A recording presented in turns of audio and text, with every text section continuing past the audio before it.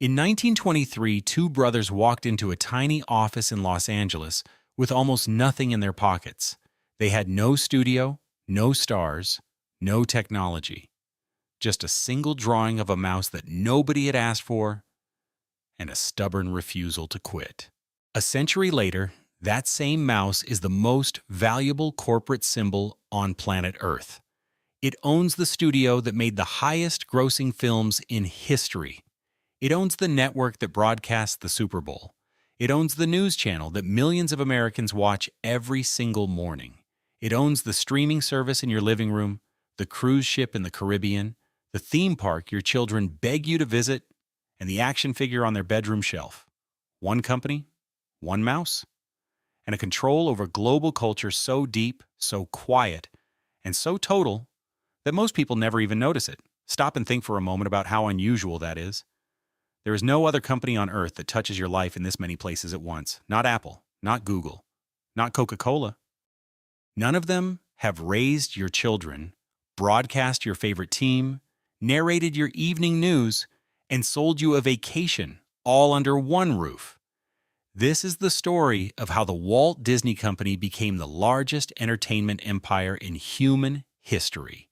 How it bought Hollywood, piece by piece. How it took over American sports broadcasting. How it slipped into the news cycle without anyone raising an alarm. And how by the time the world looked up, there was almost nowhere left to look that Disney did not already own. To understand the empire, you have to understand the founder. Walt Disney was not a businessman in the traditional sense. He was an obsessive, a perfectionist, and by the standards of his time, a gambler. In the 1920s, animation was considered a novelty, something shown before a real movie to fill time. Walt did not see it that way. He believed animation could carry feelings, ideas, and stories with the same weight as live-action film. And when nobody believed him, he bet his entire company on it. In 1937, he released Snow White and the Seven Dwarfs, the first full-length animated feature in American cinema. Critics called it Disney's folly. They predicted ruin. Banks refused to lend on the project. Walt mortgaged his own house to finish it, and then on the night of the premiere, the audience stood and applauded for nearly a full minute. Snow White became the highest-grossing sound film of its time. The money built a new studio in Burbank. The studio built a library, and the library, slowly, became something far more powerful than a collection of cartoons. It became intellectual property: Mickey Mouse, Donald Duck, Cinderella, Bambi. Each character was not just a story. Each character was a tradable, ownable, eternally renewable asset. Walt understood something Hollywood had ignored for decades. A movie ends when the credits roll, but a character lives forever. And a character that lives forever can be sold forever, in every format, in every country, in every generation that follows. This was not a passing insight. Walt fought year after year to extend the copyright on his earliest characters. Disney's lobbying would later play a major role in the very structure of American copyright law itself, pushing protection terms longer and longer so that Mickey Mouse could remain Disney property well into the next century. The entire legal floor under modern intellectual property was, in part, redesigned to keep that one mouse from ever entering the public domain. That insight changed everything. By the 1950s, Disney had moved beyond film into something no studio had ever attempted: television. With the Disneyland anthology series, theme parks, with the opening of Disneyland in Anaheim in 1955, merchandise with mouse ears and lunchboxes and pajamas in every American department store. Walt was not building a studio anymore. He was building a flywheel. A movie created a character. The character drove merchandise. The merchandise funded a theme park. The theme park promoted the next movie. Each piece reinforced every other piece, and the whole machine spun faster every year. To grasp how unusual this was, look at the rest of Hollywood at the time. Other studios made films and waited for ticket sales. That was the entire business model. Walt designed a business in which the film itself was almost a marketing expense for everything that came after: the toys, the records, the parks, the television specials.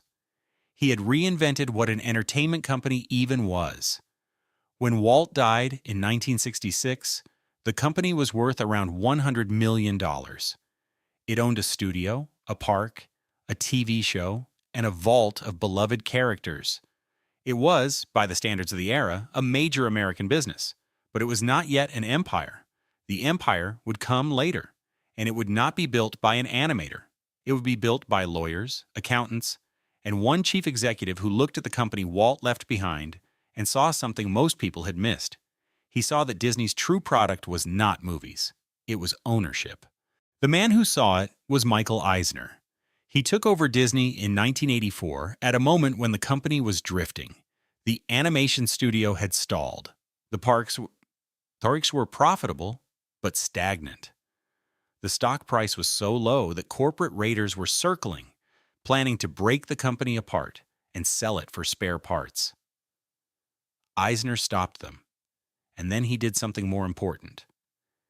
He looked at Disney's library of characters, its parks, its brand, and asked a single question.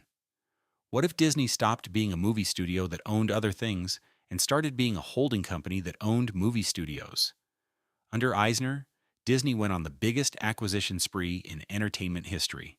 He launched a new wave of animated hits, beginning with The Little Mermaid in 1989, that revived the Disney brand for a new generation. He expanded the parks aggressively, opening new gates in Florida, France, and eventually Asia. And then, in 1995, he made the move that changed everything. Disney bought Capital Cities, which owned ABC, the major American broadcast network. That single deal, worth $19 billion at the time, did not just give Disney a TV network. It gave Disney ESPN, the sports cable channel that, by the 1990s, had become the most profitable television asset on Earth. In one transaction, Disney went from being a children's entertainment company to controlling a meaningful share of American adult media. Suddenly, the company that made The Little Mermaid was also broadcasting Monday Night Football. The mouse had moved into the locker room, and almost nobody noticed how strange that was. ESPN deserves its own chapter in this story, because ESPN is not just a sports channel. ESPN is, in financial terms, the single most important asset Disney has ever owned. For decades, every cable subscriber in America paid a small fee that flowed directly to ESPN, whether they watched sports or not. At its peak, that fee was over $9 per subscriber per month. Multiplied across roughly 100 million American households, ESPN was generating revenue at a scale no other channel could match. Sports content has a rare quality. It must be watched live. People will record a movie and watch it later. They will not record a championship game. That live demand makes sports advertising premium, makes broadcast rights enormously expensive, and makes the network that owns those rights extraordinarily powerful. Disney understood this immediately. Through ESPN, Disney bought multi-billion-dollar broadcast deals with the NFL, the NBA, Major League Baseball, college football, and tennis. It built sub-networks. It launched ESPN+. It poured money into sports betting partnerships in the years after legalization spread across the United States. The numbers are difficult to overstate. For long stretches of the 2000s and 2010s, ESPN alone was reportedly generating more profit than the entire rest of the Disney company combined. It was the quiet engine in the basement that paid for everything else, from animated features to theme park expansions. And in doing so, the company that owned Cinderella also became the most powerful single broadcaster of American athletic competition. When you watched the Super Bowl, the World Cup, or the NBA Finals on ABC or ESPN, you were watching Disney. You probably did not think about that. You were not supposed to. Before we go further, take half a second to tap that subscribe button and ring the bell. The next part of this story is where things get genuinely strange, because we are about to follow Disney out of the movie theater and into the newsroom, into your phone, into your wallet, and into corners of culture you would never expect a children's entertainment company to occupy. If you want the full picture of how the modern world quietly belongs to a single mouse, stay with me. Now let us talk about news, because the same capital cities deal that gave Disney ESPN also gave Disney something even more politically significant: ABC News. One of the three founding broadcast news divisions in the United States, alongside NBC and CBS. Good Morning America, World News Tonight, 2020, Nightline. All of it. From 1996 onward, owned by the company that made Frozen. This raises a question that very few American viewers have ever stopped to ask. What does it mean when one of the largest news organizations in the country is owned by an entertainment conglomerate whose primary financial interests include theme parks, blockbuster films, broadcast rights, and a $100 billion brand reputation built on family-friendly storytelling? News is supposed to be independent. News is supposed to challenge power, but the moment news becomes a small division inside a giant empire that has theme parks to protect, lawsuits to manage, governments to negotiate with, and a brand to defend, the incentives shift. ABC News did not become propaganda. That is not what happened. What happened was quieter, and in some ways more important. The line between entertainment and journalism inside Disney slowly blurred. Morning shows became softer. Celebrity coverage expanded. Investigative reporting on corporate America became more cautious in certain places. Reporters who wanted to cover Disney itself faced an obvious structural conflict. The empire learned how to absorb its own newsroom without ever having to give a direct order.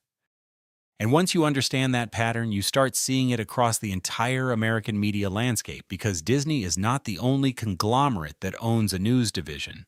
It is just the biggest. If ESPN gave Disney Sports and ABC gave Disney News, the next acquisitions gave Disney something even bigger: storytelling itself. In 2006, Disney bought Pixar for $7.4 billion. Pixar was the most successful animation studio of its generation. Toy Story, Finding Nemo, The Incredibles, Up. With one signature, Disney owned the studio that had outpaced its own animation department for over a decade. In 2009, Disney bought Marvel Entertainment for $4 billion. At the time, the deal was controversial. Marvel had a stable of characters, but the Marvel Cinematic Universe had barely begun. Critics said Disney had overpaid for comic book properties. Within 10 years, those Marvel films would generate over $25 billion in box office revenue and become the most profitable film franchise in human history. In 2012, Disney bought Lucasfilm for another $4 billion. With it came Star Wars, Indiana Jones, and one of the most valuable mythologies in modern pop culture.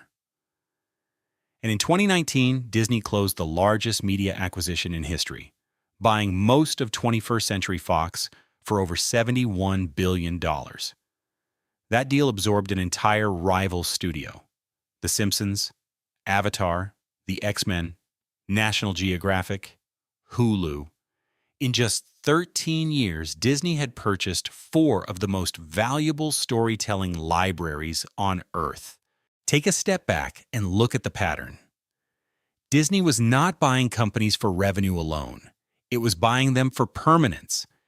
Each acquisition added decades of beloved characters to a vault that competitors could no longer access. The mouse was building a wall around the cultural imagination of the 21st century, and almost every major brick in that wall now had a Disney logo on the back. Stop and think about what this means. When you walk into a movie theater in 2026, the odds that the film you are watching is owned, financed, or distributed by Disney are not small. They are dominant. For years, Disney's share of the North American box office routinely exceeded 30%. In some years, it has approached 40%. No other studio has ever held that kind of cultural footprint. And box office is only the most visible part. Behind it sits a back catalog of thousands of films and television shows. Behind that sits the merchandise, the licensing, the music, the publishing, the video games, the costumes, the toys, the cruise lines, and the parks. Every Marvel hero on a child's lunchbox is Disney. Every Star Wars t-shirt is Disney. Every Pixar plush, Ikikwaiwa. Every Frozen dress, every Avengers Halloween costume, every Simpsons coffee mug, Disney. The empire is not just a list of films. It is a steady financial extraction from billions of small daily moments in households across the world. And once a customer enters the empire as a child, the empire is exceptionally good at keeping that customer for life. The brand grows up alongside you, from Mickey to Marvel to ESPN. There's always a next product waiting. This is what marketers quietly call lifetime value. And Disney has built the deepest lifetime value engine in consumer history. A 4-year-old in princess pajamas is also, in financial terms, a future Marvel ticket buyer, a future Star Wars subscriber, a future ESPN sports fan, and a future Disney World parent. Every step of that journey has already been mapped, priced, and prepared by the company long before that child can read. Then there are the parks. Because for all of Disney's success in film and television, the theme parks are something close to sacred ground for the company. They are the most profitable land use in the entire entertainment industry. A piece of swamp in Florida that Walt bought quietly in the 1960s, using shell companies so that landowners would not raise prices, became Walt Disney World. Today, that complex covers roughly 40 square miles. It is larger than the city of San Francisco. It contains 4 major theme parks, 2 water parks, dozens of hotels, a transportation system, its own utilities, and historically, its own special governing district that allowed Disney to operate almost like a sovereign state inside Florida, with its own building codes and its own emergency services. There are Disney parks in California, Paris, Tokyo, Hong Kong, and Shanghai. Together, they generate tens of billions of dollars in revenue every year. They employ hundreds of thousands of workers. They are advertising machines, story machines, and emotional engines all at once. A child who visits Disneyland at age 6 will recognize Mickey Mouse for the rest of their life. That recognition becomes a movie ticket 20 years later, a streaming subscription 30 years later, a trip back to the park with their own children 40 years later. The parks are not just attractions. They are a multi-generational customer pipeline. And in recent years, Disney has announced plans to invest tens of billions of additional dollars into expanding those parks worldwide, deepening the moat further. No competitor on Earth has the brand library to even attempt to copy this model at the same scale. And then came streaming. For decades, Disney made money by licensing its content to other companies, cable channels, movie rentals, eventually, Netflix. The arrangement was simple. Other people built the distribution. Disney provided the content, then Disney looked at Netflix and realized something uncomfortable. Netflix was not just renting Disney's content. Netflix was using Disney's content to build a direct relationship with the customer, and the moment that relationship was strong enough, Netflix would not need Disney anymore. So Disney pulled its content back. In 2019, it launched Disney+. Within months, the service had tens of millions of subscribers. Within a few years, it had over 100 million worldwide. Combined with Hulu and ESPN+, Disney suddenly controlled one of the largest streaming portfolios on Earth. The bet was not just about competing with Netflix. The bet was about owning the pipe. For the first time, Disney could deliver its films, its sports, its news, its cartoons, and its archive directly into the customer's living room without paying a middleman. The empire had built its own road to the consumer's screen. And once that road existed, every other Disney business became more valuable. Because every other Disney business now had a direct distribution channel into hundreds of millions of homes. The transition was not painless. Streaming devoured the cable bundle that had quietly funded ESPN for decades. Disney had to absorb billions in losses to build the new infrastructure. But the long-term logic was clear. In a world where the customer relationship is the most valuable asset in media, Disney was determined never again to rent that relationship from anyone else. All of this raises uncomfortable questions, and it is worth taking them seriously. When a single company owns the studio, the network, the news division, the sports broadcaster, the theme park, the streaming service, the merchandise rights, and the publishing arm, what happens to competition? What happens to creative diversity? What happens to journalism that might want to report critically on that company? These are not abstract concerns. Inside Disney, employees have described a culture in which protecting the brand can quietly outweigh almost any other consideration. Films that risk offending key markets are reshaped. News stories that touch on Disney's business interests are handled carefully. Smaller creators who depend on Disney platforms learn the limits of what they can say. None of this requires a villain. It only requires scale. When one company is large enough that its decisions shape what billions of people watch, hear, and believe, the company does not need to give orders. The world simply rearranges itself around the gravity of the empire. Independent studios struggle to find theater screens. Independent journalists struggle to find audiences large enough to compete with ABC. Independent toy makers cannot match the brand power of a Marvel logo. Each individual outcome is the result of consumer choice. But consumer choice itself has been quietly shaped by who owns the shelf, who owns the screen, and who owns the story. That is the deeper meaning of the phrase media consolidation. It is not just about fewer logos at the start of a film.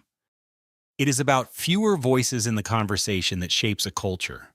And once those voices belong to one company, even the most well-intentioned management cannot fully escape its own incentives. Every decision passes through the same filter. Does this protect the empire, or does this risk it? It would be wrong to end this story with only criticism, because Disney did not become this empire purely through ruthlessness. It became this empire by being very often extraordinarily good at what it does. Pixar films redefined what animation could feel like. Marvel rebuilt the modern blockbuster from the ground up. ESPN turned regional sports broadcasts into a global cultural ritual. Walt Disney World built customer experiences that competitors have spent 50 years trying and failing to copy. The empire was not handed to Disney. Disney earned it. Contract by contract, character by character, decade by decade. And yet the result is a level of cultural concentration that should make any thoughtful person pause. One company should not own this much of human imagination. One company should not have this much influence over what stories get told and which ones get quietly buried. The mouse is not evil. The mouse is just very, very large. And the question for the next decade is not whether the empire will continue to grow. It almost certainly will. The question is, what comes next? Disney is already moving aggressively into artificial intelligence, into legalized sports betting, into virtual experiences, into live events, into whatever cultural format replaces the streaming era. Each of those moves uses the same flywheel Walt invented in the 1950s. Characters create demand. Demand funds platforms. Platforms create more characters. As long as that flywheel keeps turning, the mouse keeps growing, and the rest of the entertainment world keeps adjusting itself to fit inside Disney's gravity. If you found this story useful, the next one to watch is on the channel right now. We break down how a single American banking dynasty quietly funded both sides of every major war in modern history, and how it still holds influence today. The full episode on the Rothschild family is waiting in the recommended panel. Tap it next, and we will keep pulling apart the empires nobody told you about.